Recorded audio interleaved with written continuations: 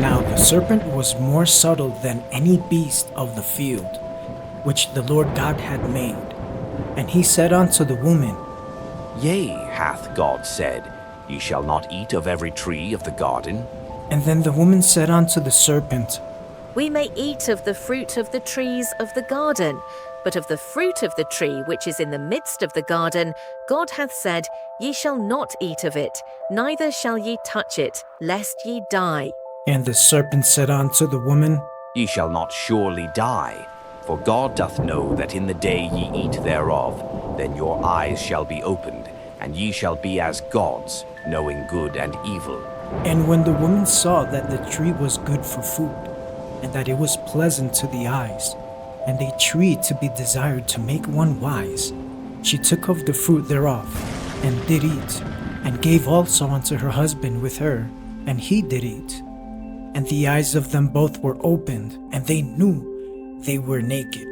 And they sewed fig leaves together and made themselves aprons. And they heard the voice of the Lord God walking in the garden in the cool of the day. And Adam and his wife hid themselves from the presence of the Lord God amongst the trees of the garden. The Lord God called unto Adam and said unto him, Where art thou? And then he said, I heard thy voice in the garden, and I was afraid, because I was naked, and I hid myself. And then God said, Who told thee that thou wast naked? Hast thou eaten of the tree whereof I commanded thee that thou shouldest not eat? And the man said, The woman whom thou gavest to be with me, she gave me of the tree, and I did eat. And then the Lord God said unto the woman, What is this that thou hast done? And then the woman said, The serpent beguiled me, and I did eat. And then the Lord God said unto the serpent, Because thou hast done this, thou art cursed above all cattle, and above every beast of the field.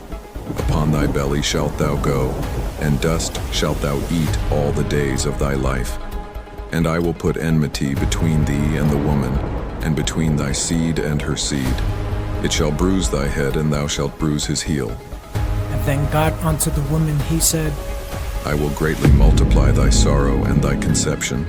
In sorrow thou shalt bring forth children, and thy desire shall be to thy husband, and he shall rule over thee. And then unto Adam God said, Because thou hast hearkened unto the voice of thy wife, and hast eaten of the tree, of which I commanded thee, saying, Thou shalt not eat of it. Cursed is the ground for thy sake. In sorrow shalt thou eat of it all the days of thy life. Thorns also and thistles shall it bring forth to thee, and thou shalt eat the herb of the field. In the sweat of thy face shalt thou eat bread, till thou return unto the ground. For out of it wast thou taken, for dust thou art, and unto dust shalt thou return. And then Adam called his wife's name Eve, because she was the mother of all living.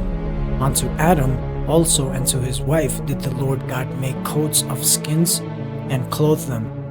The Lord God said, Behold, the man is become as one of us, to know good and evil.